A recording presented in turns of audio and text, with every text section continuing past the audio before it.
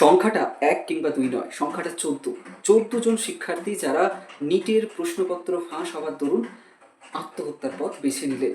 সেই ১৪ জনের মধ্যে একজনের সুইসাইড নোটের মধ্যে লেখা ছিল, আমার আর নিট দেওয়ার সাহস নেই। সে তার চরম সিদ্ধান্তের জন্য নিজের বাবা মায়ের কাছে ক্ষমা চেয়ে এই পৃথিবী থেকে বিদায় নিল। এই যে ১৪ জন শিক্ষার্থী যারা এই আত্মহত্যার পথ বেছে নিলেন, বা এই যে লক্ষাধিক ছাত্রছাত্রী যারা আজকে হতাশায় নিয়োজিত হলো, এই দায়টা কার? শনিবার যন্তর মন্তরের সামনে ককরোচ জনতা পার্টি তাদের যে বিক্ষোভ কর্মসূচি, সেই জায়গায় একটা দাবি স্পষ্টত বারবার উঠছিল যে নিটের প্রশ্নপত্র ফাঁস হওয়া বা নিটের প্রশ্নপত্র ফাঁসের কেলেঙ্কারিতে কেন্দ্রীয় শিক্ষামন্ত্রী তার পদত্যাগ বাধ্যতামূলক, কারণ তাকে জবাবদিহি করতেই হবে। কিভাবে এত সমস্ত কঠোর নিয়ম থাকার পরেও, এত চেকিং থাকার পরেও, এত নিয়ম থাকার পরেও কিভাবে নিটের প্রশ্নপত্র ফাঁস হলো।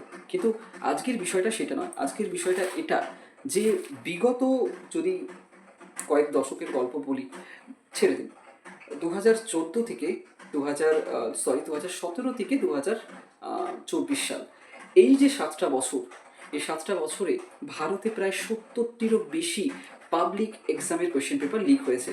এবং এই 70-এর মধ্যে শুধুমাত্র কোনো একটা নির্দিষ্ট সেক্টর নেই। এর মধ্যে রয়েছে রেল, এর মধ্যে রয়েছে গবেষণার পরীক্ষা, নিট, নেট, তার সঙ্গে রয়েছে পুলিশ রিক্রুটমেন্ট, সমস্ত কিছুই। এই যে বারংবার, এবং সবথেকে সৌভাগ্য দুর্ভাগ্য কী বলবো জানি না, এই একটা বিষয় যে যে সমস্ত রাজ্যগুলি থেকে এই প্রশ্নপত্রের মানে লিক হয়ে যাওয়ার প্রবণতা বেশি, তার অধিকাংশই বিজেপি শাসিত। এবং সেই সমস্ত রাজ্যগুলির তালিকায় শীর্ষের দিকে আছে রাজস্থান। এবার রাজ্যগুলিকে যদি ধরে ধরে তালিকাভুক্ত করা যায়, তাহলে সেটা দাঁড়াচ্ছে রাজস্থান, উত্তরপ্রদেশ, মধ্যপ্রদেশ, তেলেঙ্গানা এবং গুজরাট। আর অন্যান্য রয়েছে, তবে এরা শীর্ষস্থানে। আর টাইম লাইন ধরে যদি বলতে হয়, তাহলে রাজস্থান শীর্ষে রয়েছে। 2015 থেকে 23-এর মধ্যে রাজস্থানে অন্তত 14টি প্রতিযোগিতামূলক পরীক্ষার প্রশ্ন লিক হয়েছে।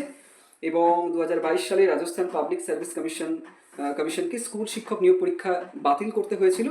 এবং তার ঠিক 2 বছর, মানে 2022-এর ঠিক আগের 2 বছরে ইউজিসি নেট এবং পুলিশ রিক্রুটমেন্ট পরীক্ষার প্রশ্নপত্র রাজস্থানে ফাঁস হয়েছিল।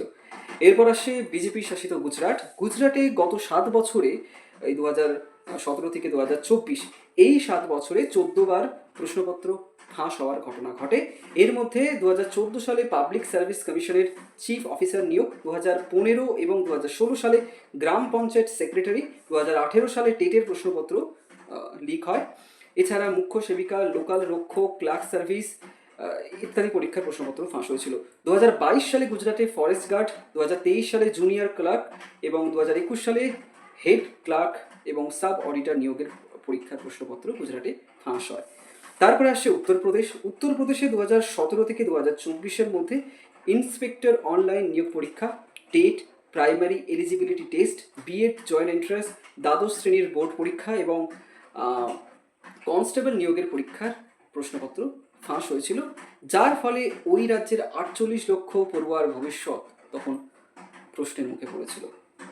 এছাড়াও মধ্যপ্রদেশ, কর্ণাটক, মহারাষ্ট্র, বিহার, হরিয়ানাতে একাধিক পরীক্ষার প্রশ্নপত্র ফাঁসের অভিযোগ ওঠে। এবার এই যে শনিবার দিন যন্তর মন্তরের সামনে ককরোচের দল তারা জমায়েত করলো, তারা একটা প্রশ্ন তুললো, দাবি তুললো যে এতগুলো ছাত্রছাত্রীর ভবিষ্যৎ এবং যারা মারা গেছেন, বা এই যে দুর্নীতি, এত কিছু কড়াকড়ির পরেও এই সমস্ত কিছুর জন্য কেন্দ্রীয় শিক্ষামন্ত্রীকে জবাবদিহি করতে হবে প্রত্যেকটা শিক্ষার্থীর কাছে, কিংবা তার পদত্যাগ করে দেওয়াটা উচিত।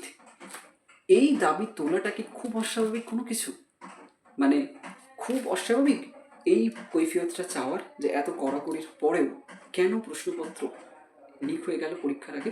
এই দাবি তোলাটা কি, মানে এই দাবি যারা তুলছে তাদের কি সত্যি এত সহজে পাকিস্তানি, বাংলাদেশি বা বহিরাগত বা দেশদ্রোহী বলে দাগিয়ে দেওয়া যায়?